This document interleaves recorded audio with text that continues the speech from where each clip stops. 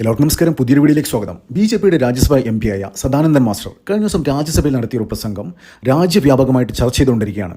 അതായത് ഇന്ത്യയിലെ മിക്ക സംസ്ഥാനങ്ങളിലെ മാധ്യമങ്ങളൊക്കെ വലിയ വാർത്താ പ്രാധാന്യത്തോടു കൂടിയാണ് മാഷിൻ്റെ പ്രസംഗം സംപ്രേഷണം ചെയ്തത്. അതായത് നമുക്കറിയാം CPM-ൻ്റെ ക്രിമിനലുകൾ മാഷിൻ്റെ 2 കാലുകളും വെട്ടിമാറ്റിയിരുന്നു. അപ്പോൾ ഇപ്പോൾ വെപ്പ് കാലാണ് പുള്ളിക്കാരൻ യൂസ് ചെയ്യുന്നത്.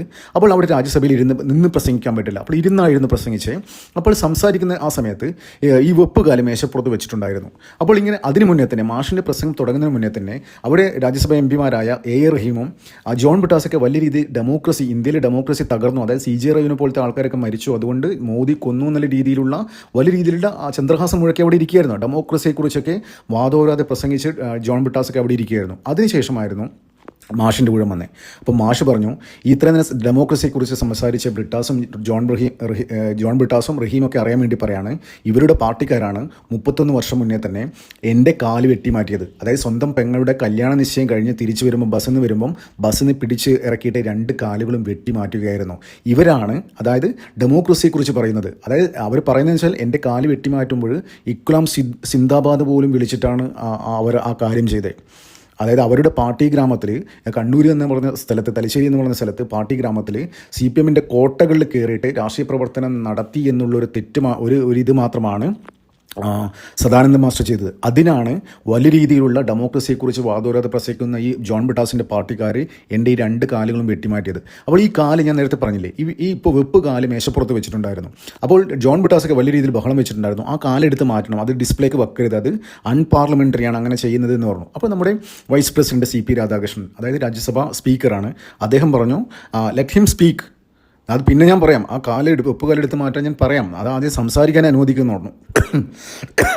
അപ്പോൾ അദ്ദേഹം ഓരോ സ്റ്റോറി പറയാൻ തുടങ്ങുമ്പോഴേ അവിടെ ഇരുന്ന സ്ത്രീകളായ MP-മാർ ചെവി പൊത്തി എന്തൊക്കെയാണ് ക്രൂരതകൾ ചെയ്തതെന്ന് അക്കമിട്ട് എണ്ണി പറഞ്ഞു CPM ചെയ്ത ക്രൂരതകൾ, അദ്ദേഹത്തിനെതിരെ ചെയ്ത ക്രൂരതകൾ.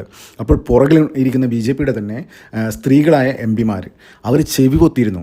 ശരിക്കും പ്രതിപക്ഷത്തിരിക്കുന്ന കോൺഗ്രസിൻ്റെ അടക്കം MP-മാരെ വരെ കണ്ണുനീരണിയിച്ചു സദാനന്ദ മാസ്റ്റർ ഈ പ്രസംഗമാണ് രാജ്യവ്യാപകമായിട്ട് വലിയ രീതിയിൽ ചർച്ചയായിക്കൊണ്ടിരിക്കുകയാണ്. അതായത് ഇങ്ങനത്തെ ഒരു MP BJPക്കുണ്ട്. അതായത് കേരളത്തിൽ ഡെമോക്രസി ഇല്ല, BJPക്ക് പ്രവർത്തിക്കാൻ അനുവാദമില്ല. അതായത് ഇപ്പോൾ ഇവർ വലിയ രീതിയിൽ പ്രസംഗിക്കുന്നുണ്ടല്ലോ, ഇത് മോദിയുടെ വലിയ ഹിറ്റ്ലർ ഭരണമാണ് ഇന്ത്യയിൽ നടക്കുന്നത്, ഒരാൾക്കും ഒന്നും ചെയ്യാൻ പറ്റുന്നില്ല, പ്രതിപക്ഷ പാർട്ടികളൊക്കെ അടിച്ചമർത്തുന്നു, എല്ലാവരും ഭീഷണിപ്പെടുത്തിയിട്ട്, അതായത് അന്വേഷണ ഏജൻസികൾ ഉപയോഗിച്ചിട്ട് ഓരോ ആൾക്കാരെയും കോടീശ്വരന്മാർക്ക് പോലും ഇന്ത്യയിൽ രക്ഷയില്ല, അത്തരത്തിലൊരു നറേറ്റീവാണ് ഇപ്പോൾ നടത്തിക്കൊണ്ടിരിക്കുന്നത്. അപ്പോൾ ഈ പറയുന്ന ആൾക്കാർ തന്നെ ഇപ്പോൾ കേരളത്തിലെ അവസ്ഥ എന്തായിരുന്നു? BJP ഒരു കൊടി ഉയർത്തിയാൽ പോലും അവൻ്റെ വീട് അടിച്ചു തകർക്കുക, അവനെ സമൂഹത്തിൽ നിന്ന് ഭ്രഷ്ട് കൽപ്പിക്കുക, പലതരത്തിലും. അതായത് അവിടെ ഒരു പെൺകുട്ടി ഉണ്ടെങ്കിൽ പോലും ഒരു കല്യാണം പോലും നടക്കാൻ പറ്റാത്ത അവസ്ഥയായിരുന്നു BJP പ്രവർത്തകൻ്റെ അവസ്ഥ. അതായിരുന്നു കണ്ണൂരിലല്ല CPM കേരളത്തിലെ പൊതുവെയുള്ള അവസ്ഥയായിരുന്നു. അപ്പോൾ അത്തരത്തിലുള്ള വലിയ രീതിയിലുള്ള ഭ്രഷ്ട് കൽപ്പിച്ചിരുന്ന ഒരു സ്ഥലത്ത് നിന്ന് പ്രവർത്തിച്ച് വന്ന ഒരു പാർട്ടിയാണ് BJP. അത് ലോകത്തോട് വിളിച്ച് പറഞ്ഞു, ഇന്ത്യ ഒട്ടാകെ മൊത്തം ട്രെൻഡ്, ഇന്ത്യയിലെ എല്ലാ സംസ്ഥാനങ്ങളും ശരിക്കും പ്രതിപക്ഷ പാർട്ടികൾ പോലും അവിടുത്തെ പ്രതിപക്ഷ നിരയിലിരിക്കുന്ന സ്ത്രീകളായ MP-മാരടക്കം കണ്ണുനീരണിഞ്ഞു എന്ന് പറയുന്നത്. ആ വീഡിയോ ക്ലിപ്സുകൾ നിങ്ങൾ കണ്ടാൽ മനസ്സിലാവും. അപ്പോൾ ശരിക്കും ജോൺ ബ്രിട്ടാസൊക്കെ നാണം കിട്ടും. അത്ര പേരെ ഒന്ന് ആലോചിക്കുക, അത്ര പേര് വലിയ രീതിയിൽ വലിയ വർത്തമാനങ്ങളും പറഞ്ഞുകൊണ്ടിരുന്ന ആളാണ് A.A. റഹീമും. ഇത് മുമ്പത്തെ മാതിരി, അതായത് മുമ്പ് കർണാടകയിൽ മറ്റേ ബുൾഡോസർ ഉപയോഗിച്ചില്ലേ കോൺഗ്രസിൻ്റെ ആൾക്കാരൊക്കെ, അപ്പോൾ അതേ സമയത്ത് അവിടെ പോയി റഹീം ഇംഗ്ലീഷ് പറഞ്ഞ് നാറിയില്ലേ, അതേമാതിരി ഇവിടെയും നാറി. മുമ്പ് ക്യാനു എന്ന് പറഞ്ഞാൽ ഇവിടെ അണ്ടർവെയർ എന്നൊക്കെ പറയുന്നുണ്ടായിരുന്നു അതിനകത്ത്. എന്തായാലും ഇങ്ങനെ വലിയ രീതിയിൽ ചന്ദ്രഹാസം മുഴക്കി നിൽക്കുമായിരുന്നു ഇടിത്തിമാരി മാഷിൻ്റെ പ്രസംഗം വരുന്നതും. മാഷ് പറയാൻ തുടങ്ങിയ ഉടനെ തന്നെ, ആ സ്റ്റോറി എക്സ്പ്ലെയിൻ ചെയ്യാൻ തുടങ്ങിയ ഉടനെ തന്നെ ജോൺ ബ്രിട്ടാസൊക്കെ കയറിയിട്ട് വലിയ രീതിയിൽ പ്രശ്നങ്ങൾ സൃഷ്ടിക്കുന്നുണ്ടായിരുന്നു. അതായത് വെപ്പുകാൽ എടുത്ത് മാറ്റണം, അത് ഡിസ്പ്ലേക്ക് വെച്ചിരിക്കുകയാണ്, അത് എടുത്ത് മാറ്റുന്നത് അൺപാർലമെൻ്ററി ആണെന്ന് പറഞ്ഞിട്ട്. അപ്പോൾ മാഷ് കൊടുത്ത മറുപടി ഇത് കണ്ടില്ലേ, അത് ഇവരുടെ അസഹിഷ്ണുത കണ്ടില്ലേ, ഇവർ ചെയ്ത പാതകത്തിൻ്റെ ആ ഒരു നേർസാക്ഷിയാണ് ഈ കാണുന്ന കാലുകൾ. അപ്പോൾ അതുപോലും അവർക്ക് സഹിക്കാനുള്ള ശക്തിയില്ല. അവരാണ് ഡെമോക്രസിയെക്കുറിച്ച് പറയുന്നത്, ഇന്ത്യയിൽ ഡെമോക്രസി ഇല്ല എന്ന് പറയുന്ന ആൾക്കാർ അത്തരത്തിലെ കാര്യങ്ങളൊക്കെ പറയുന്നത്. അപ്പോൾ എന്തിനായാലും മാഷിൻ്റെ ഈ പ്രസംഗം വലിയ രീതിയിൽ ചർച്ചയായി മാറിയിരിക്കുകയാണ്. രാജ്യം മുഴുവൻ ചർച്ച ചെയ്തൊരു വിഷയമായിട്ടാണ് ഇതിപ്പോൾ എല്ലാ മാധ്യമങ്ങളും, സോഷ്യൽ മീഡിയ ആയിക്കോട്ടെ, മെയിൻ സ്ട്രീം മാധ്യമങ്ങളായിക്കോട്ടെ, എല്ലാവരും വലിയ രീതിയിൽ ഈ വിഷയം ചർച്ച ചെയ്തുകൊണ്ടിരിക്കുകയാണ്. അപ്പോൾ ഇതുമായി ബന്ധപ്പെട്ട് നോർത്തിലൊക്കെ മാഷിൻ്റെ ഈ CPM-ൻ്റെ ഈ പ്രവർത്തനത്തിലുണ്ടല്ലോ വലിയൊരു ഡിസ്കഷൻ ആയിരിക്കുകയാണ്. അതായത് CPM എത്രത്തോളം ഇൻടോളറൻ്റായ ഒരു പാർട്ടിയാണ് എന്ന് വലിയ രീതിയിൽ ചർച്ച ചെയ്തുകൊണ്ടിരിക്കുകയാണ്. അതിപ്പോൾ ഇന്ത്യയിലിപ്പോൾ ഒരു പാൻ ഇന്ത്യ ലെവൽ നോക്കുകയാണെങ്കിൽ CPM-ന് ഒരു പ്രസക്തിയില്ല. അതായത് ബംഗാൾ പോയി, ബംഗാളിൽ അവിടെ ഇപ്പോൾ ഒരു പഞ്ചായത്ത് മെമ്പർ പോലും അവർക്കില്ല. ബംഗാൾ പോയി, ത്രിപുര പോയി, എവിടെയൊക്കെ അവർ ഭരിച്ചിട്ടുണ്ടോ അവരൊക്കെ അവിടെ നിന്ന് ഇറങ്ങിക്കഴിഞ്ഞ് കഴിഞ്ഞാൽ ജനങ്ങളെ കെട്ടിയിട്ടടിക്കുന്ന അവസ്ഥയാണ്. നമുക്കറിയാം ത്രിപുരയിൽ തന്നെ, ത്രിപുരയിൽ ഭരണം പോയ സമയത്ത് BJP ഭരണം പിടിച്ച സമയത്തൊക്കെ അവരുടെ CPMൻ്റെ മുൻ MLA-മാരെയും സംസ്ഥാന നേതാക്കളെ വരെ കെട്ടിയിട്ടടിച്ചു എന്നാണ് അവിടുത്തെ ആ സമയത്ത് വന്ന് ദേശീയ മാധ്യമങ്ങൾ റിപ്പോർട്ട് ചെയ്തിട്ടുണ്ടായിരുന്നു. അതായത് അത്രത്തോളം ക്രൂരന്മാരായ ആൾക്കാരായിരുന്നു. അപ്പോൾ എന്തോരം അനുഭവിച്ചിട്ടുണ്ടാവും അവർ. ഒന്ന് ആലോചിച്ച് നോക്കുക, ആ സംസ്ഥാന നേതാക്കളെ പോലും കെട്ടിയിട്ടടിക്കണമെങ്കിൽ.